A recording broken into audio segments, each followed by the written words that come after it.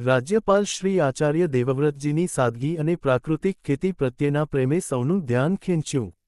રાજ્યપાલ શ્રી આચાર્ય દેવવ્રતજીએ ચાણપા સરકારી શાળાના સામાન્ય ઓરડામાં કર્યું રાત્રિ રોકાણ.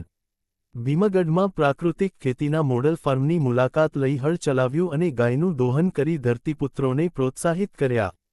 સુરેન્દ્રનગર જિલ્લાના 2 દિવસીય પ્રવાસે પધારેલા રાજ્યપાલ શ્રી આચાર્ય દેવવ્રતજીએ પ્રોટોકોલને બાજુએ મૂકીને પ્રેરણારૂપી સાદગીના દર્શન કરાવ્યા હતા.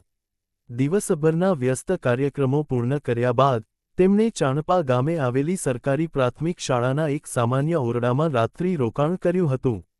રાજ્યના સર્વોચ્ચ પદ પર હોવા છતાં સામાન્ય સુવિધાઓ વચ્ચે તેમનું આ સાદગીસભર રોકાણ સ્થાનિક ગ્રામજનો અને વહીવટી તંત્ર માટે આકર્ષણ અને પ્રેરણાનું કેન્દ્ર બન્યું હતું.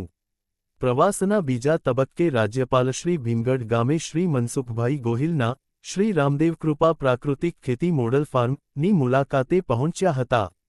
પ્રાકૃતિક ખેતીના હિમાયતી એવા રાજ્યપાલશ્રીએ અહીં માત્ર મુલાકાત જ નહોતી લીધી, પરંતુ સ્વયં ખેતીકાર્યોમાં સહભાગી થયા હતા. રાજ્યપાલશ્રીએ ગાયનું દોહન કર્યું હતું અને ખેતરમાં હળ ચલાવીને શ્રમનું મહત્વ સમજાવ્યું હતું. આ ઉપરાંત તેમણે ખેતરમાં લહેરાતા ટામેટાં, પાલક, ઘઉં, ધાણા, મેથી, સૂર્યમુખી અને પપૈયા જેવા વિવિધ પાકોનું ઝીણવટભર્યું નિરીક્ષણ કર્યું હતું. મનસુખભાઈ દ્વારા અપનાવવામાં આવેલી રાસાયણિક મુક્ત ખેતી પદ્ધતિ જોઈ રાજ્યપાલશ્રીએ સંતોષ વ્યક્ત કર્યો હતો અને અન્ય ખેડૂતોને પણ પ્રાકૃતિક ખેતીના માર્ગે વળવા આહ્વાન કર્યું હતું. આ મુલાકાત દરમિયાન ધારાસભ્ય શ્રી શામજીભાઈ ચૌહાણ, જિલ્લા કલેક્ટર શ્રી કે.